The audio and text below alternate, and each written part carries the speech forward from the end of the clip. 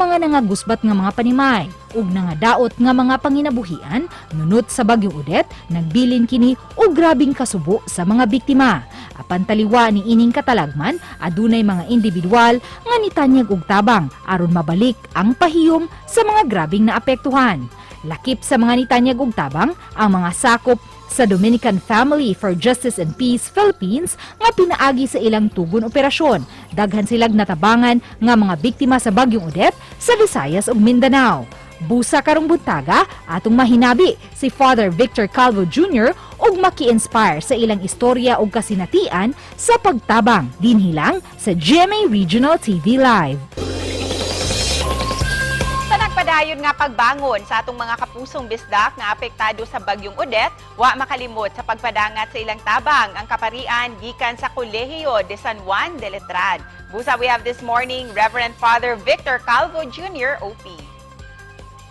Magandang umaga po, Father Calvo. Pakigreet naman po sa mga kapuso natin dito sa Central and Eastern Visayas. Mayong buntag sa ating mga televiewers sa Eastern and Central Visayas. Father, can you tell us more about Tugon OP, organized by the Dominican Order? Why and when was it created? But the Tugon OP was created long before the pandemic, but it was given the formal name during the pandemic to respond to the needs of our brothers and sisters, especially those who are poor sa laylayan ng lipunan. We do fundraising activities at paano bang pwedeng support na ibigay ko natin na kinakailangan ng ating mga kapatid. Kumusta na po so far ang mga relief efforts niyo po? Ano-ano na ang mga lugar na naabutan niyo ng mga tulong? Okay, so there was this request from Sutalay, Negros Occidental, na of course through to our sister, Dominican sister Grace Gregorio, na yung isang pamilya doon or tatlo magkakapitbahay, kailangan nila ng yero para doon sa bubong ng kanilang bahay na totally nasira nung bagyo. Then we send a small amount para ibili ng yero, and we ask the families to send us pictures.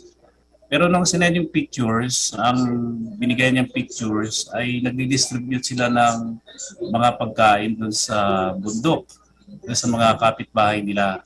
Ang sabi ko, bakit hindi bumili ng yero? Bigyan na lang natin ng separate. Sabi niya, Father, mas kailangan daw ng mga kapitbahay nila ng pagkain. So we ended up donating more. We sent a huge amount of money, not really huge, pero enough na para mabigyan ng pagkain. Father, sino-sino po ang mga chosen beneficiaries niyo? Of course, doon sa mga laylayan ng society, sila talaga yung gusto ko nating maabot. Yung malalayong lugar. Kasi meron tayong tao sa ground, yung mga madre, they know the place. Meron tayong mga alumni doon sa ground. So, they know how to distribute those help coming from us. In fact, we have raised more than 1 million na and we have distributed more than 1 million pesos. Kasi mahirap in kind eh. As you always mention po, marami pa ang dapat gawin. Ano pa ang maaaring maitulong ng mga interesado po? Of course, number one, prayers. Prayer works really, ano?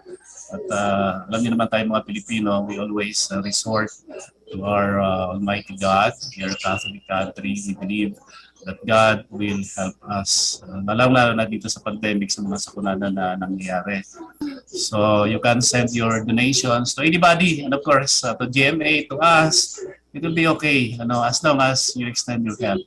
Okay, you can send it to us on our bank account through GCash. And Father, before we end this interview, ano po yung mensahe nyo para sa mga kapuso natin dito sa Central and Eastern Visayas? Okay, as we always say, yung Dominicans, the Order of Preachers in the Philippines, the symbol, of course, is the dog carrying the light. So, maging ilaw ho tayo sa bawat isa. especially during these hard times, na magbigay tayo ng kabutihan. Sinabi mo kanina, kindness, at to share to others, na magkaroon naman ng trickle effect. Kaya natin to pagka sabay-sabay tayo.